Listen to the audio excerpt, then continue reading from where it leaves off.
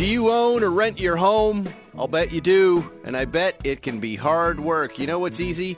Bundling policies with Geico. Geico, our friends, make it easy to bundle your homeowners or renters insurance along with your auto policy. It's all wrapped up in one. It's a good thing because you already have so much to do around your home. Go to geico.com, get a quote, and see how much you could save. It's Geico easy, folks. Visit geico.com today. That's geico.com. Now, Podcast One brings you Spike's Car Radio, a downloadable cars and coffee, hosted by writer, comedian, and automotive enthusiast, Spike Ferriston. Now, here's Spike. Here we are, Spike's Car Radio, with boy, more and more. We've got these super famous stars from film and television walking into our studio, Zuckerman. Beau Bridges is here. Amazing. Very nice to meet you, sir. You know, I've been a fan of yours forever. Fan of your dad's, fan of your brothers. You're a Hollywood royalty. You, I believe, grew up here in Hollywood, right? So that's why we call you. I was born and raised here in California. Wow. Yeah. But I just happened to have been watching a show called Messiah on Netflix. Oh yeah. Yeah, this Saturday. Weird one, huh? My wife was out of town, and you're in it. And it's the first series that I actually lost my mind on and watched every episode back to back. I started Saturday night and I woke up on the floor Sunday morning. I watched every episode. So do you think he's the Messiah? Well, that's my first question. I'm not going to tell you. But you know what? The truth of it is, I can't answer that. I don't know. I mean, they didn't tell me either. So. If you guys haven't checked this show out, it's got a bit of Homeland, and I know you're in the new season of Homeland too, but right. There's a figure that emerges in Syria who is being treated like the next coming of Christ, right? But a non-religious, the Son of God. He's got an Eastern name that means Messiah. Right. And they don't. I don't need that now. No. Are you all right, Elizabeth? Okay, I'm fine. Sorry, guys. Elizabeth just came in with a banana. Did you need a banana? You can have a banana. You can have a banana if you need a banana. Have you ever heard a guy talk with a banana in his mouth? I'll do it later. I'll eat it on the way home. No, but anyway. That's what I always ask for, by the way, when I do this stuff. The banana is the perfect interview food, isn't it? Yeah. It's just enough energy for about 30 minutes. I have a grandson, Clark, who's a little over a year, and watching him eat a banana is the funniest thing. When he sees one in the room, he goes crazy, and he asks for it, and he gets it. He takes, my daughter gives him the banana with the peel off, and then he puts the end of it in his mouth and takes his other hand and just jams it and pokes it all the way in. Unadulterated like joy. He's going to choke on it. All right, Messiah. But anyway, Messiah. Yeah, so Messiah. This figure emerges out of and Syria. He's got a name, kind of an Eastern name, that is not Christian necessarily. He could be an Islamic Messiah. His name means the word, right? I think translate to Al-Masih or something like that. And then he shows up, and what would you do if a guy started, healing people and walking on water and all that stuff? He starts performing miracles. And now at the same time, this woman, it's Michelle Monaghan, is that her name? Monaghan, yeah. Monaghan. Yeah. She works at the CIA, and she's got eyes on this guy with some sort of drone going, we have a problem here. He's organizing people, and they're moving, and they're marching. This could be another cult. So you've got this kind of homeland aspect on it. At the same time, this guy's coming around who's saying, I just want to help people and I want to change the world, though he has connections to Russia, which also worries everybody. Yeah, there's a lot of kind of similarities about what's kind of going on now. Here's what's great about it is I couldn't stop watching it because the whole time you're just like, are they going to tell us now? Is he for real? Yeah. And so I won't ruin it for you listeners because it is a great series, but there are moments where he does miraculous things, and then in the next moment, either the right-wing media or the CIA is going, there's a rational explanation for that. Yeah, because there are miracles in life all the time. You take a walk, you're going to see hundreds of miracles, thousands, but through social media, he becomes giant. People always have their phones out, and now this giant following And there's happens. also, besides the miracles, there's also magicians out there. Right, exactly. Who can pull off stuff that looks miraculous but it's Jaron not, Brown being one of them on Broadway, who I just saw. Scary. So you it's just never unsettling. know, And you play, at some point, this character suddenly emerges in a tornado town with a preacher who's about to burn down his church, and the Jesus character walks in and holds the tornado off. And you play that preacher's televangelist father-in-law, right? Yeah, That's where you walk into this series. And we're two really different men because I am a minister of a mega church worldwide, a huge one, worth billions of dollars, and flying around in my own jet and all that kind of stuff. And my son-in-law is a minister too, but of a small church in this little town. It's a conflict, of course. Yes, and he connects up with the Messiah, and it's tough because I love my daughter, and I think my son-in-law is nuts, and I think this Messiah is a jerk that's ripping people off and stuff. But then this Messiah starts to do some pretty amazing things, and I start to think, oh, wait a second. Maybe I could make a few bucks off this guy. This is an opportunity to exploit. Yeah, because he's appearing on talk shows and stuff. It's great. A very you guys got to check it out. You're not even here to promote that. I mean, I'm so impressed with, just how much you work. Right? You just have not slowed down, and if anything, it appears that you're picking up, right? Yeah, I'm lucky. It's a tough business to sustain. Not for you. I've been pretty fortunate. I've gone up and down in my career, but I'm on a little bit of an upswing right now. When did your career start? Well, let's go back to that. Yeah, I mean, let's go back to I'm raising a family here in Los Angeles, and as I was dipping back into your story.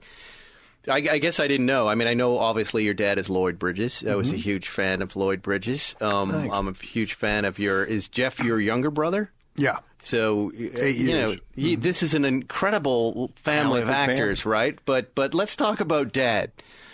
What's it like growing up in that house with a very famous father like that? Were you aware of his fame back then?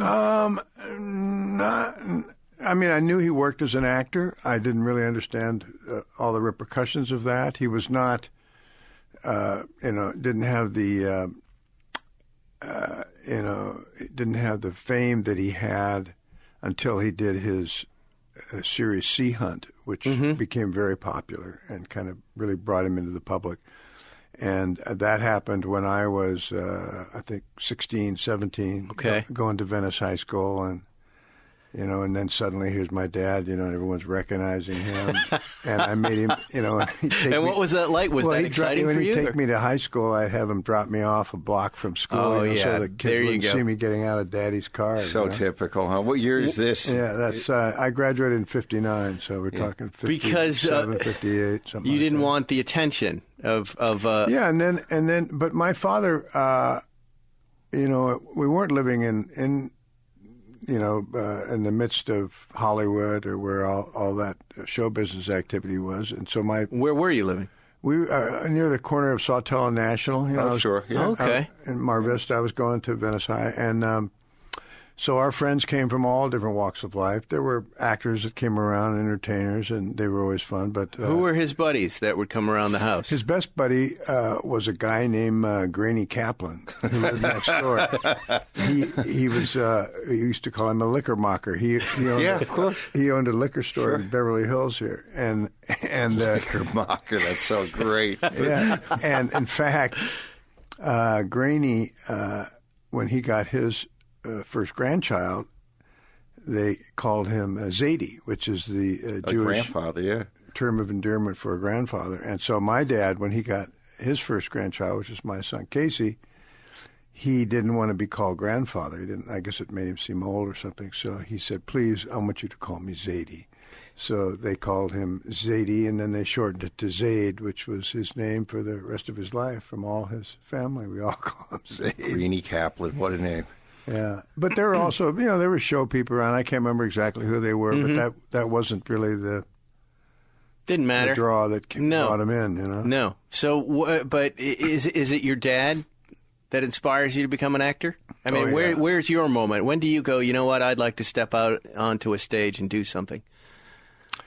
Well, I was carried by John Garfield through a scene when I was like a baby. It was my first appearance. And then my largest. You still get residuals from that. Touched by magic. Yeah, I got to check into that, actually. Then my first kind of larger, more substantial role was a movie that unfortunately comes on television every once in a while called Zamba. I was 6 years old and parachuted out of a burning airplane over Africa, and this giant gorilla named Zamba saves me from the lions and tigers that are trying to get me, takes me to his cave. So you're the star of the movie. Yeah. So how did that happen? Like, you're 6, you weren't going, hey, I want to audition for a movie. My mom used to like to tell the story when I went in for the audition, and the director said, there's a few things that are going to happen to your character in this story. You bail out of a burning airplane over Africa. You get hung up in the trees in your parachute, and these lions and tigers come after you, and then this big ape takes you to his cave. Is that something you think you could pull off? And my mom said that. I paused a second and said, the only thing that kind of scares me a little bit is jumping out of that burning airplane. Right. Not working with a live ape. But then I didn't, after that, I really didn't do too much acting as a young person. I got really interested in sports. But wait, let's go back, because I'm flashing back to my friend John Fortenberry, who made a Nickelodeon film and said, hey, can I borrow your kid to be in this scene, right? And Jack was only about 4 years old and had, he couldn't really say, yeah, I want to be in this movie, but he did the scene. It was some Fred's Halloween thing. Mm-hmm. I always felt a little odd about it, putting him to work. They don't have CGI back then for this movie, right? I haven't seen the film, but I imagine they're having you work with real giant monkeys. Well, chimpanzees. Yeah, okay. No, but I'll tell you, the big ape, Zamba, was portrayed by an old Western hero named Crash Corrigan, who had a ranch out in the valley called Corriganville, which is where a lot of films came out there, and used his wild animals that he had out there and stuff for the filming. And Crash portrayed Zamba. He was in this gorilla suit, and it was terrible because it was the heat of summer, and I could still hear his voice saying, ooh. So it was a guy in a gorilla suit. It wasn't a real gorilla. This is the late 40s? Yeah. Because from what I know about real chimps is after they're a year old, they'll bite your fingers off, and they have to, you have to take them off camera. No, that part was fun. The chimps were cool. They were cool. So it was a positive experience for you. Yeah, but then I then, like I said, I got interested in athletics. I really enjoyed that. Well, I played basketball and baseball in high school and college. I got to play basketball under John Wooden at UCLA, which was really cool. And I thought for a while that maybe I'd get into coaching or playing or something. And then, what position did you play? Oh, what do you think? Guard. It certainly wasn't. Left or right? Forward or center. But then. But you must have been pretty good. Sure. Well, I was a pretty good high school player. Yeah. Being on that team, was a rude awakening for me because suddenly, my jump shot from the corner kind of faded, and I was in there with, two guys that would become all pros, when they joined the professional ranks, and so there's a whole different world. One was. God, they changed their names all the time. Larry Bird. No. Walt Hazard, who became Abdul Rahman, and the other one was Gail Goodrich. I don't know him. And they're both great players. But, so I just played the freshman year, and I said, well, no, this is not going to happen. And then I saw that I had this opportunity to get into, have a help up to get into a business that's so hard to get up. Right, because my dad could help me get that first job, which was a real blessing. What were you studying in college besides basketball? Where did you think it was going? I didn't really, it was weird. I went to UCLA, so they don't allow you to declare your marriage, declare your major immediately. for the first 2 years. And I didn't like that. I took a lot of courses, so I switched to the University of Hawaii when I realized that my basketball career wasn't going to work out. And I phased out my college education in the islands there, surfing. And I regret it. I wish I could have graduated. All my 5 kids have all graduated. I didn't. No. Well, I'm in that same boat. I left after 3 years, and now I'm here with you. Yeah. So here we are together. That's right. But why I would imagine that UCLA would want to say, here, let us give you a degree right now. Come make a speech, and we're gonna. They haven't offered that yet. No, with all that you've accomplished. No, they have not. No, I don't think the big institutions of education are going to be doing stuff like that. Why? Not these days. Supremely proud that you went there. I'm trying to get Berklee College of Music to do it now. Now I've always been kind of embarrassed. I went to Berklee College of Music. I come to hear now it's one of the top 3 feeder schools for entertainment, and now I would like to go get my honorary degree. I'll make a speech. I'll call them for you. You're going to handle that? Yes. Can we handle Mr. Bridges first? I mean, if anybody deserves it, it would be him. Yes. He wants to be a guiding light for this grandson who has trouble eating bananas. We'll get your PhD. He's a lawyer in his part time. Yes. Yes. So he can handle this for you.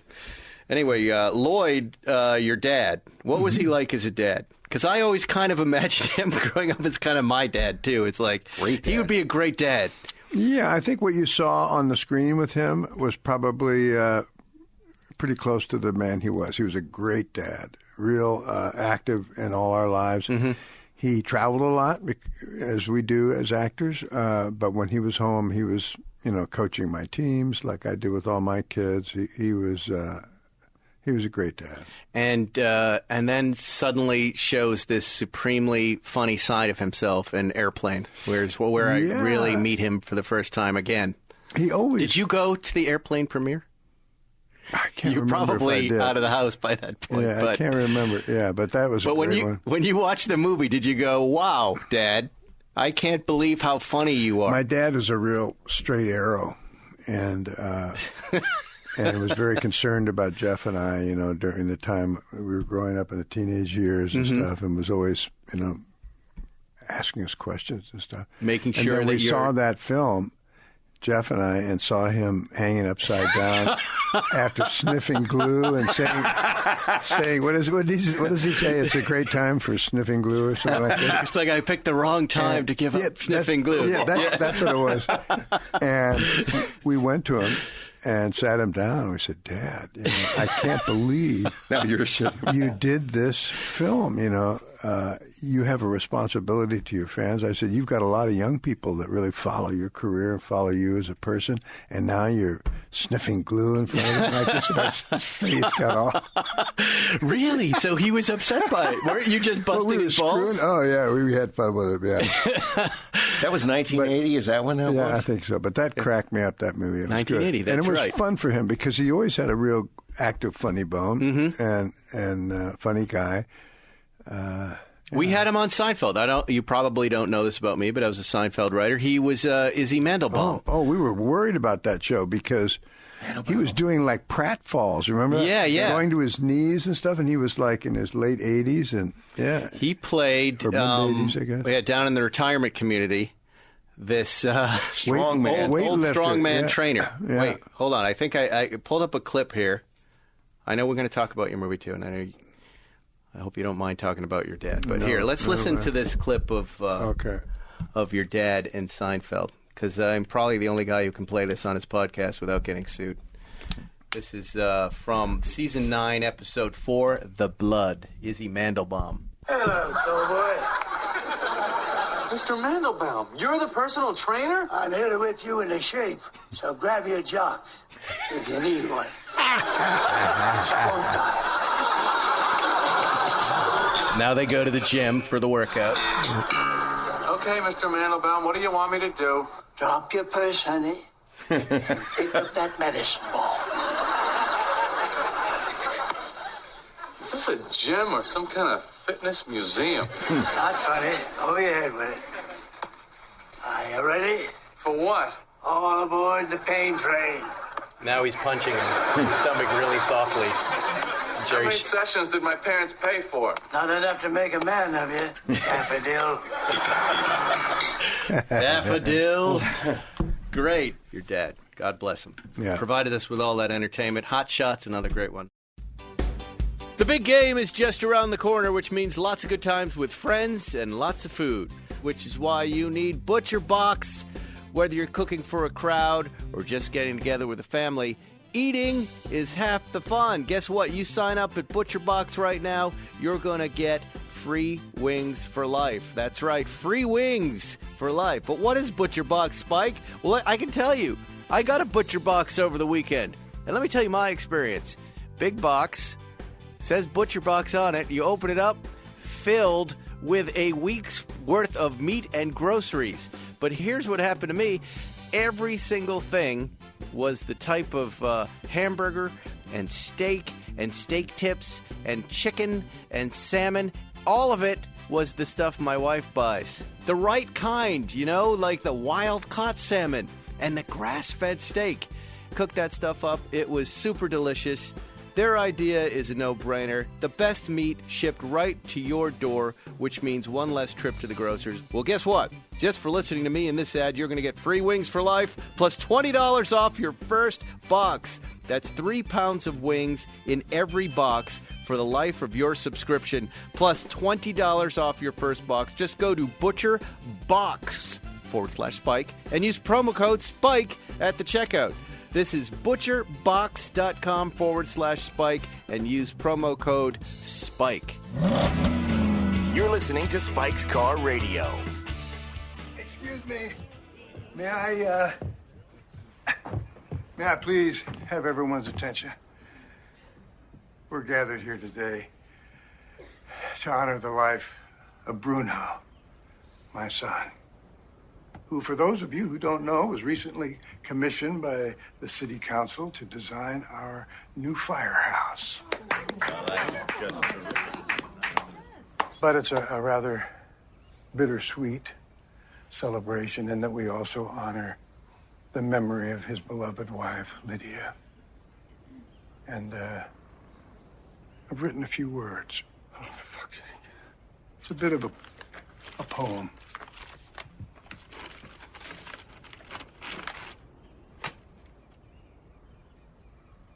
Lydia was your name. And Lydia, my son, loved. Doesn't rhyme. Now Lydia is gone. And the vast empty spaces she has left in our hearts and faces will never be filled. To my brave son, whose spirit is the spirit of a Titan, who is loyal to his wife like a dog. You, my son, have been a true hero, and you make us proud. Happy birthday, Bruno. You've got a new film. Elsewhere. Is Elsewhere. Tell us about it. Yeah, Elsewhere. We made it, I guess, a couple years ago in Victoria Island. Beautiful spot. I don't know if you've ever been up there. No, have not. Gorgeous. And it's a love story. And I'm in there with some great actors. Ken Jeong, hugely funny guy, but it's a kind of a serious role for him this time. And Parker Posey, Aidan Young, good group, and I think it's a good story, love story, and it's about something that I think is so important that I've always talked to my kids about. The importance of following your heart. If you feel like you want to reach out to somebody that you're interested in, go for it, because the worst thing that can happen is they laugh at you or turn around and walk away. Mm-hmm. But if you don't, maybe you'll never make that connection that you need to make. Because I know that traveling through life with a partner that you love is huge. I mean, my wife Wendy and I now have been together for like 40 years, and I couldn't have done it without her in my life. Did it ever get hard with her? Oh, sure. How many kids do you have? 5. 5 kids. Wow. Yeah. Can you believe this, Zuckerman? What a full great thing he's got going on. Yeah, no kidding, huh? I want to be in the Bridges family. The Zuckerman family was not so great. This sounds great. Isn't it amazing? Yeah. Dad's a movie star, TV star. The kids end up being movie stars and television stars and film stars. Big families, coaching, the whole deal. They've got it all, right? They got it all. And now he's still moving. Right. He's hustling. Look at him. Look what he's got. Yeah, he's got it going on. He's got a new movie that's opening January 24th, 2020 in theaters and on demand. So that's coming out. We'll get that out beforehand. We've got a little more time here. I came across this, and I have to ask you this because I'm dealing with it in my house right now. You can help me greatly. Mm-hmm. On our living room table, we like to keep an orchid. Oh, I like orchids. Yeah. And this orchid usually dies every 3 weeks, and I end up having to go buy the next big orchid, and I'm getting tired of it. And you are an orchid farmer, or you raise them, right? Really? Yeah. What happened was I was doing a part of playing a judge down in Florida, and it was patterned after an actual judge who I went and met. And I went to his house, and he had all these old orchids that had been handed down to family members through the centuries. I mean, very different varieties, yeah? Yeah, orchids live longer than most people. Really? So that's not an unusual thing to leave an orchid to somebody. Not a dead orchid like the ones that you have at your house.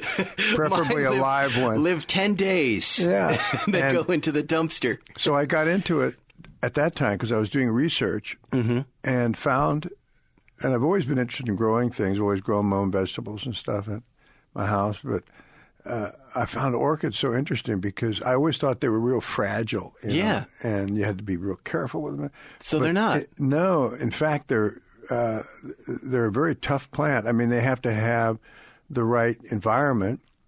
So like if you're living in the Hawaiian Islands or down in Florida, you can just tie them in trees and forget about them. You know, the water because the air temp is just about the right. Right. But if you live in California, like we do here in L.A., you either have to have a greenhouse or you have to just try to treat them. You know, make sure they don't get too cold or too hot. So they like it warm and wet. Here's the key. When that spike comes up, when you go to the market, you buy it. It's got the beautiful spike. You don't want to get them, by the way, with all the flowers out. You always want to make sure that they have a few buds on them. You know, they're going to come out. And then when it's done, which will take, the flower usually lasts about 2 months, you just cut that spike off real low and leave the leaves.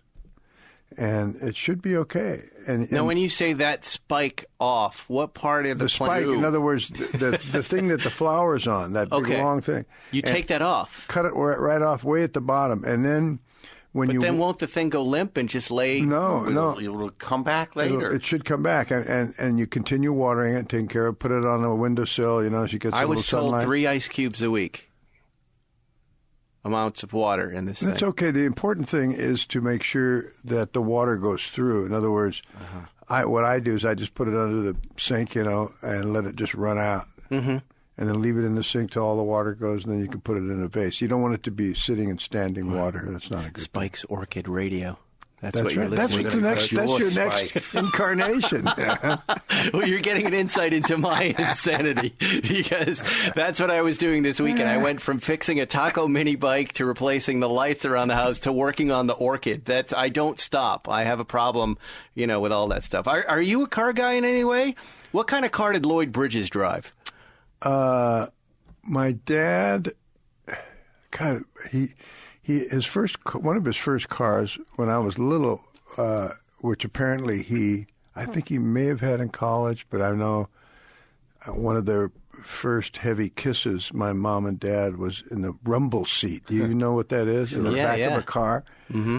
And he had that. And then growing up, we had a lot of different cars. I think we had my dad finally when he got his series, he got his first Cadillac. Yeah, sign of success. Embarrassed me. I didn't particularly like it. It was a Cadillac, what do you call it, with convertible.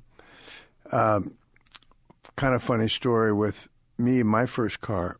my dream car when I was a senior or junior, senior, whenever I got my license, my dream car was always to get a 50 Olds. Right. Or a 50 Merc, the Jimmy Dean car.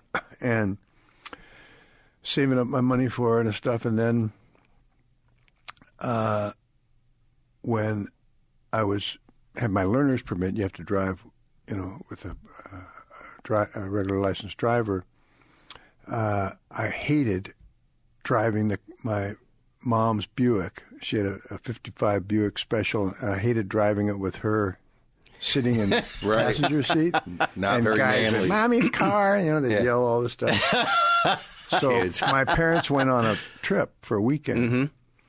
And the minute they were gone, I had a plan. So what I did is I took my mom's Buick Special.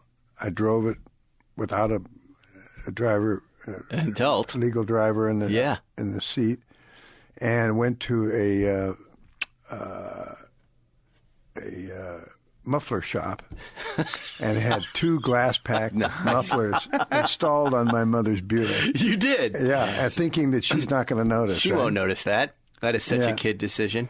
That is so great. They came home, and my mother put the gas on them. She was freaked, and she says, "Oh well, you just bought my car." So she knew exactly what happened. Yeah. So I didn't get the one I wanted, but I took that. I did have to pay her for her car. Mm-hmm.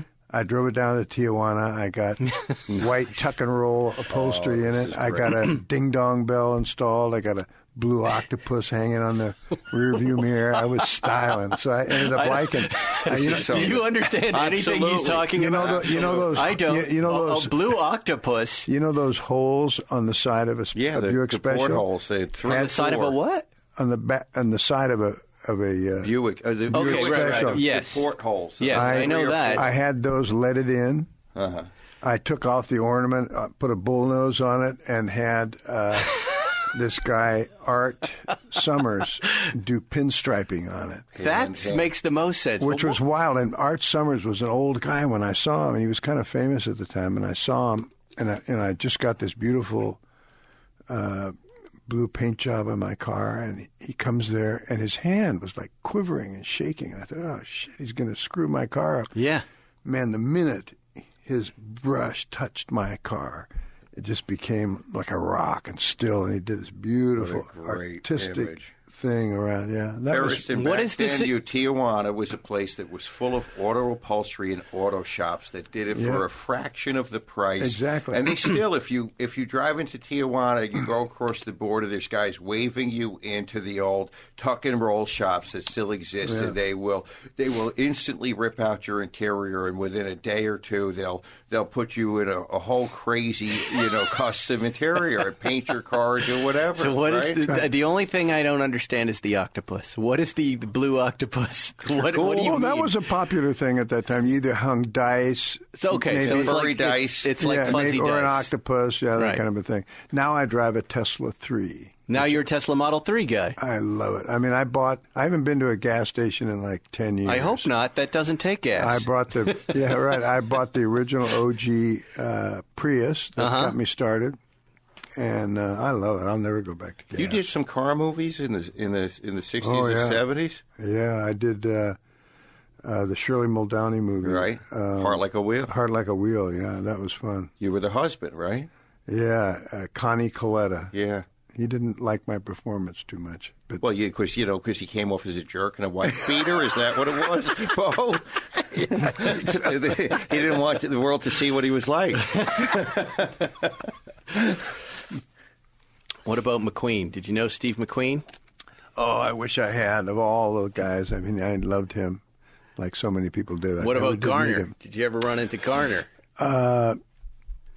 Yeah, Jim, I did. And what a wonderful man. Yeah. He was great. Mm-hmm. Yeah, we worked together. I saw him when he was still working on a set over on Bronson, I think, on the studios, doing something over there. And as I walked down, there's James Garner, dressed as a cowboy, smoking a cigarette. He's an old guy standing there. I'm like, is that real? Am I seeing this? Or is this something that happened 30 years ago? But it was him. And I just walked by, my mouth just opened. Oh, yeah. God, it's Jim Rockford. But in a classic, garb. Oh, yeah. So, all right. So you got the movie coming out, right? You're promoting the movie. Yep. You got the series. Homeland, right? Is there another season of Homeland that you're a part of? No, this is the last season of Homeland. Yeah. But that hasn't aired yet. No, it'll be airing pretty quick. I think. You've already shot it. It's in the can, as they say. We're finished. Wow. And another big project that I have coming up is my daughter Emily and I wrote a play 10 years ago, which we performed here in Los Angeles, called Acting the First 6 Lessons. It was, we adapted a book of the same name, a book that my father gave me when I was 16 about the craft of acting, but also a relationship between a teacher and his student, who he calls the creature, young girl, comes to him. And we just made it into a movie. It's now been made into a movie. Yeah, my daughter directed me in it, and she's editing it now. It should be coming out pretty soon. What was that like to have your daughter direct you? Did you see, when you disagree about things, did you go, look, I'm your dad? I just did what I was told. That's what I do with my wife. I might as well do it with my daughter. Is that the secret to you? Strike Happiness. me as a guy on set that might just be that way as an actor, right? You seem like a dream on set, right? Well, I have a lot of faith in my daughter too. I mean, but I'm just saying, forget about her. Is that how you feel when you walk onto a set and you're in somebody's story? I usually say the same thing to directors I work with. I say, the way I see this experience is I want to help you realize your vision of the story, not my vision. So it's important to me to know exactly how you see this, how you see my guy. And so you're not one of these guys who's wearing the character 24/7. No, I say what I really like to be is a gun on your hip. I said I said, I'm going to talk to you about everything I see. I said, I've been doing this for a long time, and I don't need any long-winded, strokes from you. If you don't like the idea, you just don't do it. And I said, just tell me yes or no, because I know the timing is important. Right. So I'm always coming in with ideas, but then, just do it the way they want me to do it. What a dream. You must have seen some crazy stuff.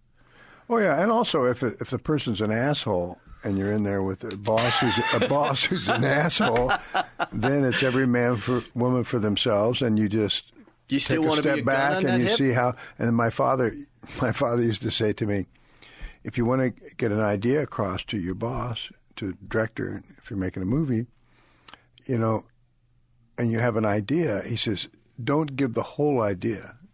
Just give enough so that they understand what it is. And then just back off and let them go with the idea, and in the end, it'll be their idea. And then, and then they'll say, "Oh, that's good." And then you say, "Yeah, I like that." That's good, right? But it was your planting idea. the seed. It's seed planting, seed theory, as we say. You put that seed in there and let the tree grow in their mind.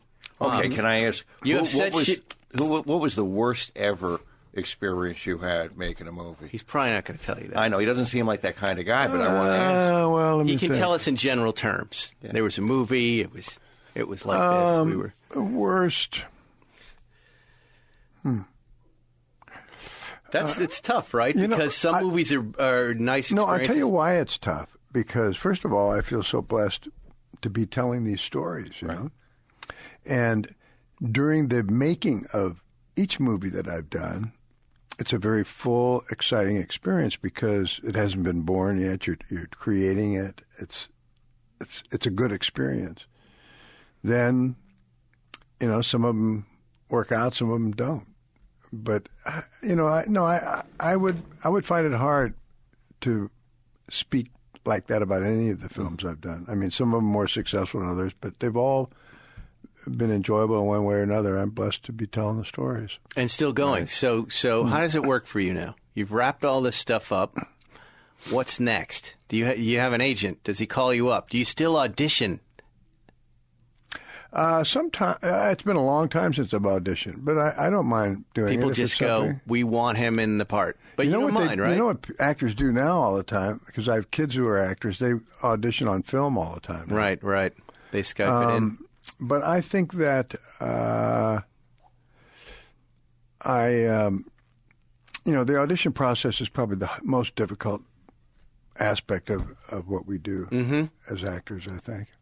I'm leaving for New Orleans pretty soon to do a movie called One Night in Miami, directed by Regina King. And my daughter, Emily, who I mentioned before, is going to be playing my granddaughter, which is kind of interesting. That's a kick in the seat. Look at that. Well, you have a humility to you, sir. It's inspiring. I'm really taken by it. Someone at your level and the work that you do and just the way you approach it, we need more of that in entertainment. He wears it really comfortably and easily. Yeah, right. And it's also rare too. Just these L.A. Hollywood families. It's rare that you just meet those, right? Zuckerman, most people here in L.A. aren't from L.A. We're from different parts of the world. I'm really struck that Beau is really a link in a way. He did that movie Zemba in the late '40s. Think that you're working with guys that were there at the beginning, right? Like who was this guy with Kate Corker, Casey, the guy with the animals? I mean, he must have been around forever. What was his name again? The guy with the monkey? Oh, Crash Corrigan. Yeah. Crash Corrigan. He must have been. Yeah, he was there for a long time. Yeah. Well, there you go. You've really straddled it.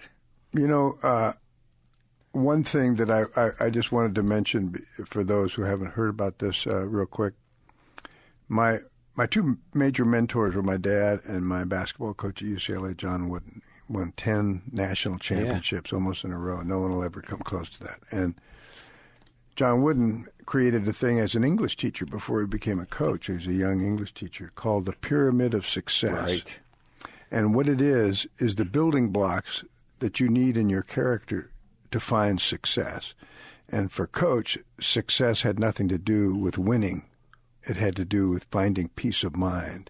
And how do you find peace of mind? By leaving the task knowing that you've done your very best. If you do that, you can't lose. He says, because you can't control the other competition because they maybe had a better night than you did. But if you play hard, do your best, and then the two cornerstones of the pyramid are industriousness, hard work, and enthusiasm, joy. Because Coach used to say, anybody can bring hard work to the table, but when you bring it together with joy, that's when special things happen. Really inspiring. And then at the very top of the pyramid, when it's game time and you have all these other blocks coming to the time when your task is at hand, it's the peak of the pyramid is divided in half, faith and patience. Wow. He was a real spiritual lesson. Did you know that you were really learning from a master? Oh, yeah. And he stayed in touch with all his players, even the guys that sat on the bench like me. He used to hang at a place called VIPs in the Valley. We'd all go in there and sit around and hang with him and introduce our kids to him. He was an amazing man.